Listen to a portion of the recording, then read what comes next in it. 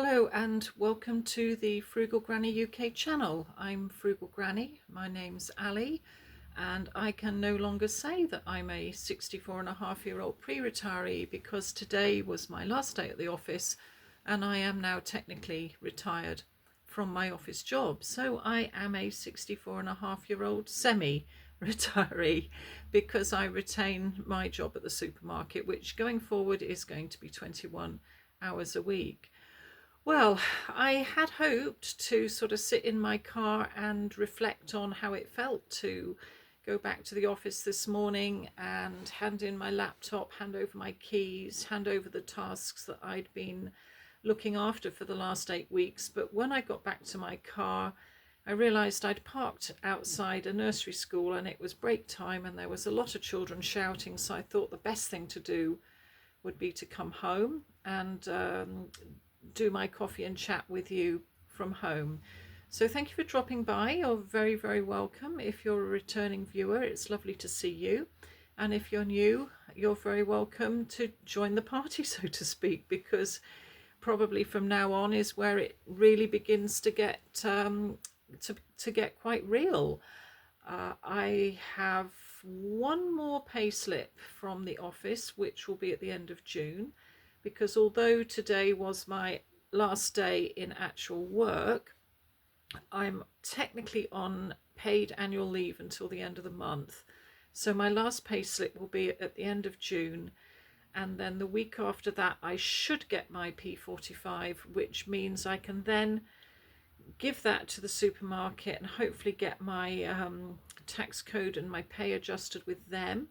But as a backup, I will be sending all my details to my accountant friend who will be sorting that out for me and contacting HMRC on my behalf. So yeah, we've moved forward quite a lot this week. I can't believe that I'm actually shot of it, quite frankly. I think everyone would probably, who's been through this, would probably say it can be quite anticlimactic. I saw one or two colleagues who've been quite special to me over the last 5 years, but apart from that, it was a very quiet sort of, oh, this is what's left to do on this task, and here's my laptop, here's my keys, goodbye. So yeah, that's pretty crazy, really. So what do I do now? Well, the first thing I did when I got home was to make myself a couple of bacon butties and a nice cup of tea, and Kitty and I sat at the kitchen table and just sort of rested my mind a bit, really. It's, you know, just felt the weight come off my shoulders.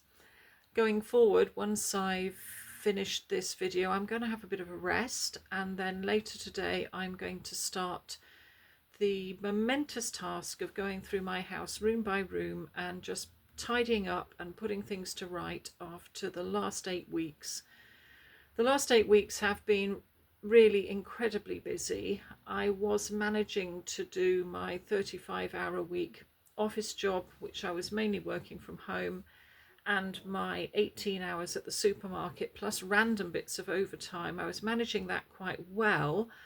But I think the straw that sort of tipped the balance a bit since the middle of April has been randomly starting a YouTube channel. I hadn't expected it to take so much time.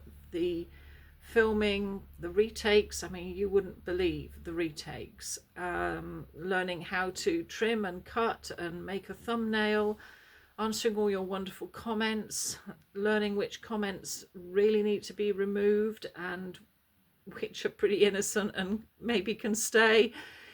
Yeah, it's been a lot, and my house really does need a jolly good tidy up and a really good clean. So tomorrow I've got an overtime shift later in the day, but apart from that, tonight my son and I are going to just eat up what's in the fridge, maybe watch a movie, and then tomorrow I'm going to go downstairs and I think I'm going to start in the front room and, you know, just hoover everything up, dust things, bring in the firewood, just put the whole house to rights bit by bit.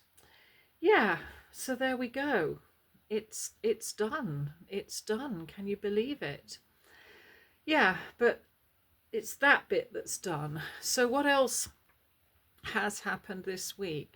Well, at last, I've had a pack of paper from my office pension providers, annuity administrators. Gosh, that's a bit of a mouthful, isn't it? So my workplace pension scheme has a company that administrates it. And now I have actually flagged with that company that I'm retiring, and you wouldn't believe how long this has taken. I mean, I resigned on the 1st of April. It's now the end of May. It's taken 8 or 9 weeks to get to this point, including filling in one round of forms, which when I spoke to them on Friday, they said had a turnaround time of 10 days.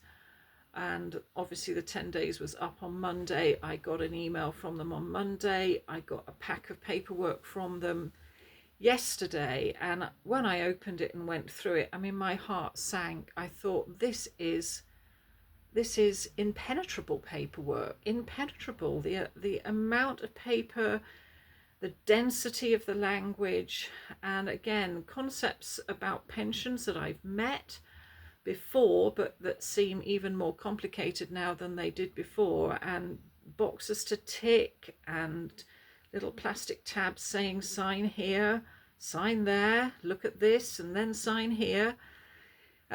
It really is. It's not going to be a quick job. And I mean, if I thought I wanted my first pension payment by the end of June, I think I'm laughing, really. It's not going to happen. So as long as I get the first payment and the lump sum by the end of July, I think that's probably more realistic, but that really is the latest that I need it by in order to balance my books and make my budget work. So I'm really quite glad actually that I've been putting the payments from the annuities from my other 2 pensions away to one side, because I may have to draw on that to get me through a little bit of a bumpy patch in July and August, depending on how fast the office pension people process the paperwork that I send them, or whether I like the choices that they offer to me. I mean, I found something that I do want with a reputable insurance company, and I'm going to put a letter in with my pack to say, look, this is the product that I'm interested in, you know, is that okay by you? And then try and fill in these other bits of paper the best I can. And I think what I need to do this time is make sure I fill it in with a soft pencil first, rather than tick things in biro and realize I've ticked in the wrong place and end up making the whole form look like a spider's gone berserk all over it. So that's going to be a really big one. Probably for bits of the weekend, I'm just going to curl up in bed with a cup of tea and a pencil and a highlighter and see what we can make of it. But it's got to be done. I've got to be brave. I've got to face up to it. I know what I want, but bringing that pile of paper together and what I want is going to be the challenge. Right. So what else has happened on the road to retirement this week? Well, I have read my water meter as the water meter instructed me to do. The lovely lady I spoke to last time about my crazily increased water bill said to read the meter on 5th of June, ring them up, and they would see if they could adjust my overall plan for the year to try and bring my bill down. Well, I've just spoken to a very nice gentleman this morning after I got back. I'd gone outside. I'd managed to prise up the lid of the water meter in the pavement. I've took a picture of it and came back upstairs, sat down with the last water bill and did some basic maths. And it looks like the last water bill that they sent me is accurate in terms of how much water I am using per day. But the bill they sent me before, where they estimated 92 meters cubed, I'm like, where did that figure come from? I'm still at loss to where that figure came from. But apparently I still owe the water company £44. But anyway, I spoke to the man, and as we discussed things, it came out that there are only 2 people in my house, not 3, and they've been estimating me on 3. So he did say that he would go away, talk to his supervisor, and that they would recalculate things on the basis of 2 people in the house.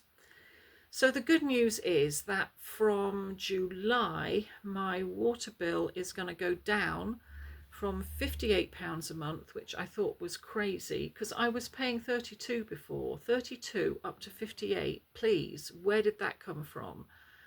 So it's going to go down from 58 to 50. And then they have said when they do the next electronic reading in September, that will give them a more accurate assessment of what 2 of us are using in a 6-month period. And then if they need to readjust the bill again, they will. But I'm sorry to wave bits of paper. I've just been looking at the last bill, and part of the increase in the monthly charge, it's not just them thinking that I'm using more water than I have, but the old rate was 179.57 pence per metre cubed.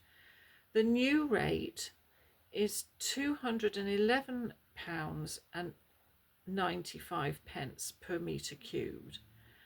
So I haven't done the proportionate maths on that, but it's basically gone up from 179 to 211. That's a pretty big leap. That's about £32 per metre cubed water has gone up. Oh, yes, about that, about 32 pound increase. And then for sewerage, it's gone up £63 per metre cubed from 207 to 270. Surface water seems to have remained the same. Nope, it does not. That's gone up £6. And the standing charges for water have gone up .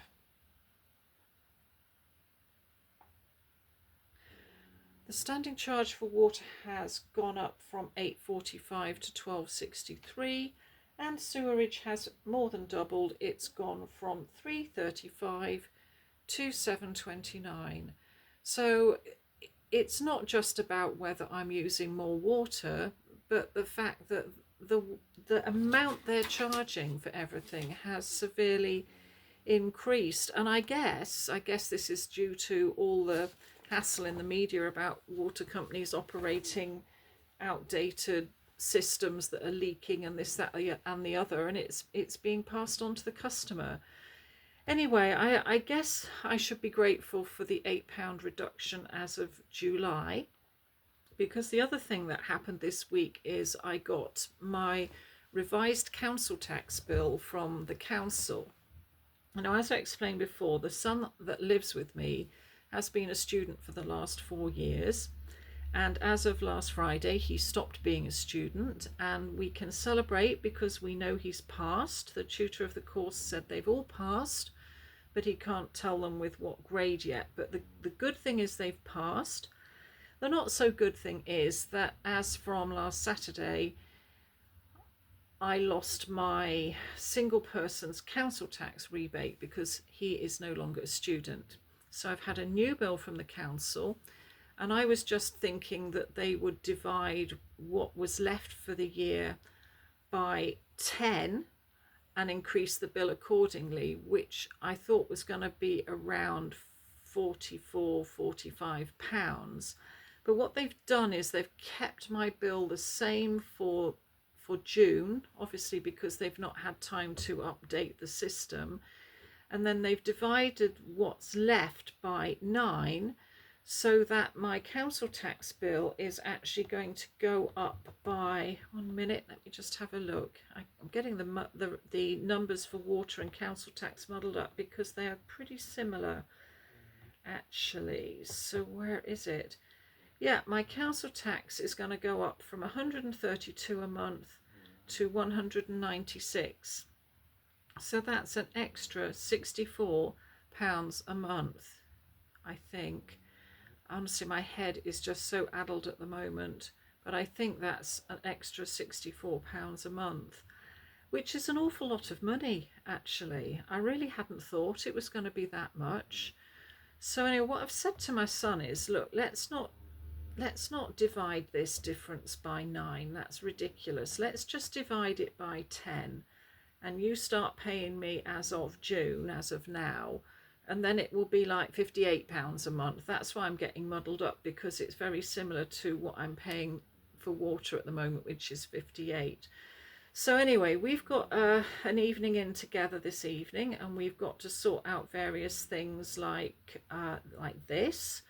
I've got to get his driving lessons booked and his driving test booked in. And we've got to get some key dates in the calendar for summer so that I can work around when he's here and when he isn't, in terms of dog sitting and various trips that I need to make to help other family members.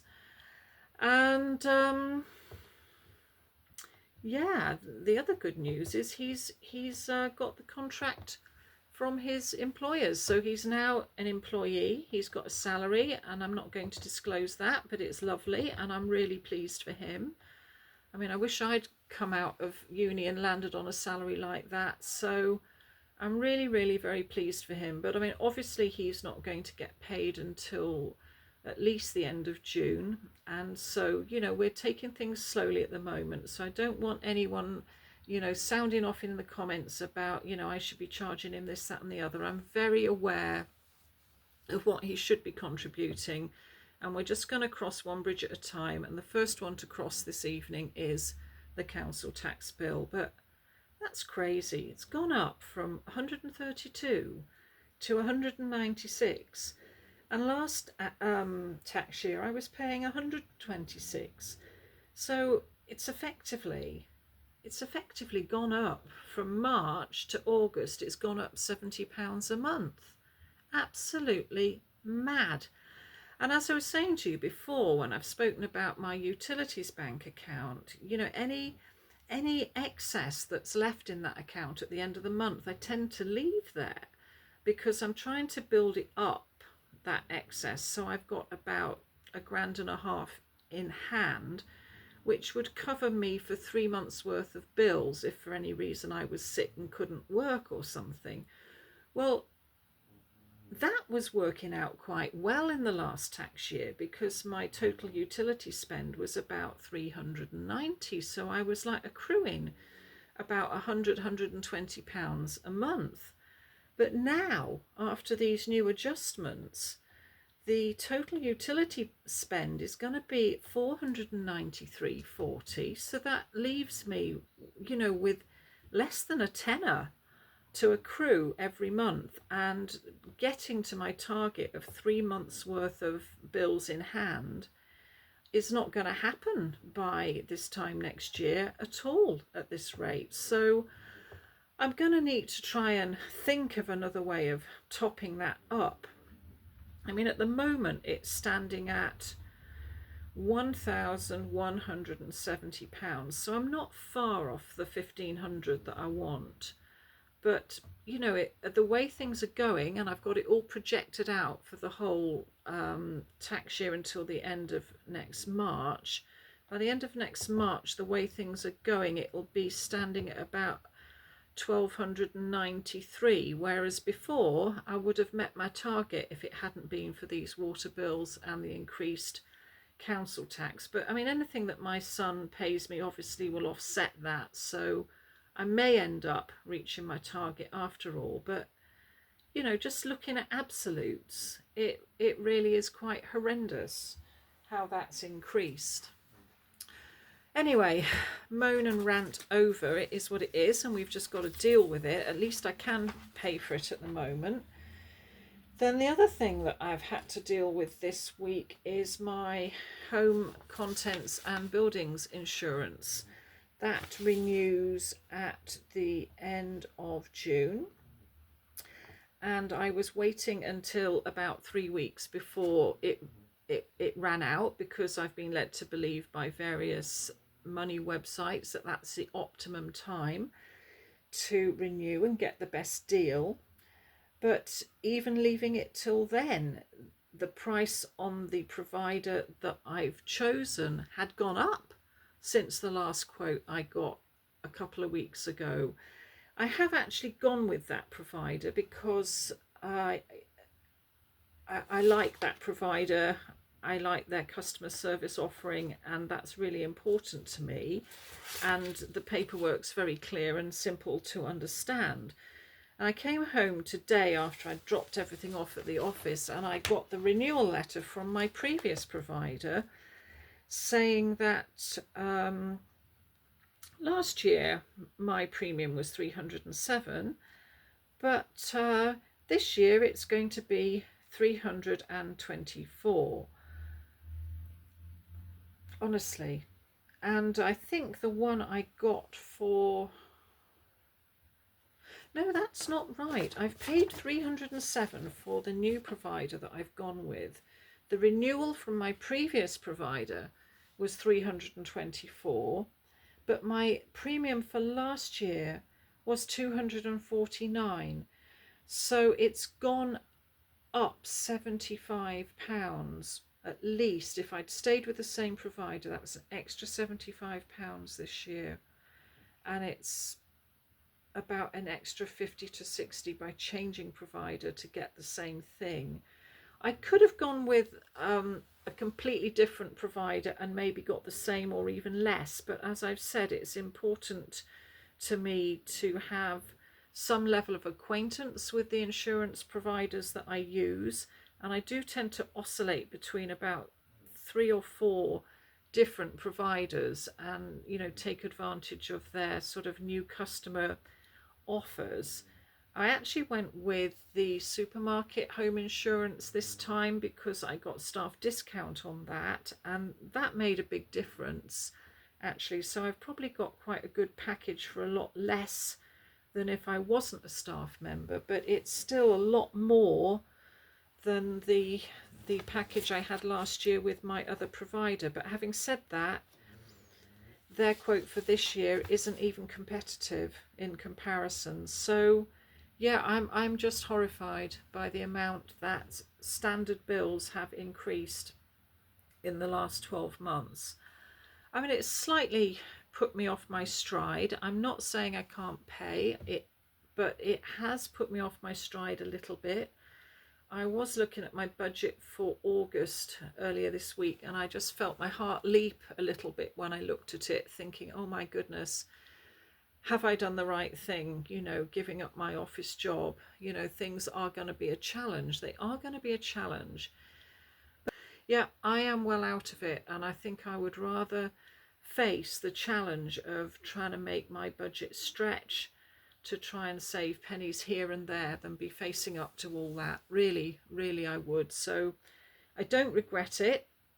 I don't regret it at all, but getting things bedded down and adjusted is going to take some doing and some getting used to. Well, my parting gesture yesterday with the office was to go on to their employee benefit website where you can buy discounted gift cards for various shops, and I thought, well, I'll take advantage of it just this one last time, and I'll get two £50 gift cards for the supermarket, which I can use for groceries this month, and I'll get a £100 one for July that can sit on my credit card until I get my June pay slip, and that will pay for groceries for July. And don't worry, this won't incur any interest because I very cleverly know when the credit card makes up the interest period, and my pay slips come in at a point which allows me to pay these things off before they get any interest. But this will be the last time I'm ever going to be able to do this. But the point I'm trying to make here is that when I went on the employee benefit website to get the supermarket discount gift card, in the past it's been 4%. Because of the drop in the Bank of England base rate, the the discount on the supermarket gift cards has dropped to 3%. So instead of saving you know, £4 every 100, can only now save £3. And I looked at one of the other major supermarkets as well. Again, only 3%. But I thought, well, you know, 3% is better than a poke in the eye. So I got two £50 gift cards for this month and one £100 gift card for next month. I also got a £30 gift card at 3% discount for Sainsbury's, because their large blocks of cheese, the 900-gram blocks of their cheapest mature cheddar cheese, is still listed on their website as $5.54 per kilogram. Now, the cheap cheese at the supermarket where I work is now $6.98 per kilogram, and I did the maths so that even with my staff discount, the cheap cheese in Sainsbury's is cheaper. And I've bought it before, so you know, I know it's not the best, but it does its job. So I got a £30 gift voucher for Sainsbury's, and maybe later today I'm just going to nip down to Sainsbury's, see if they've got the 900-gram packs, and get I'm going to get £30 worth, so 9, 18, 27, 4 packets I'm going to get, because they're £4.99 each. It's not £30 worth. Anyway, I'm going to get as many packets as the gift card that I bought, just to try and save some money. And then I'm going to grate that cheese, put it in bags and put it in the freezer, and that will probably keep us going with cheese for cooking until Christmas.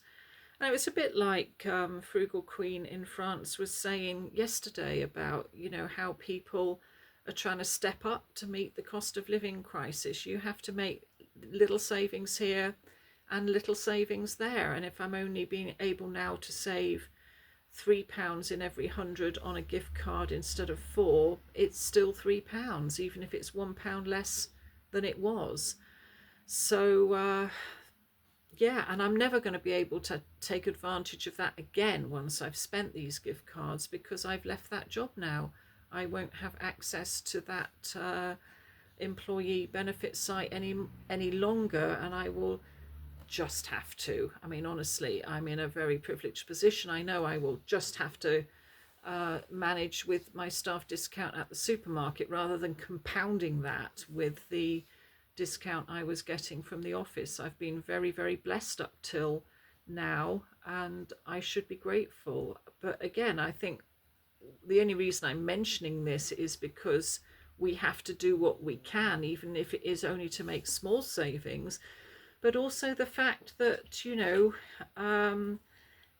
bills are going up, interest rates are dropping. It's not a very good situation at the moment. And that's another thing that's happened this week. My savings accounts that I put my sinking funds in have gone down to, I think, 3.2% interest. They were up at about 3.45, if not 3.95 before. So they've sunk right down. And so it's been an interesting week with bills paid, bills to face, and then the wondrous feeling of, yay, the office job is over. I can clean my house. I can wake up in the morning and not feel I've got to get out of bed and switch my laptop on. So yeah, let's see what happens from here on inwards. Thank you for dropping by, and I'm sorry if this has been a little bit of a rapid rant, and I know some of the figures have probably been a little bit fuzzy and ballpark, but there you go. Thank you for dropping by. Bye bye now.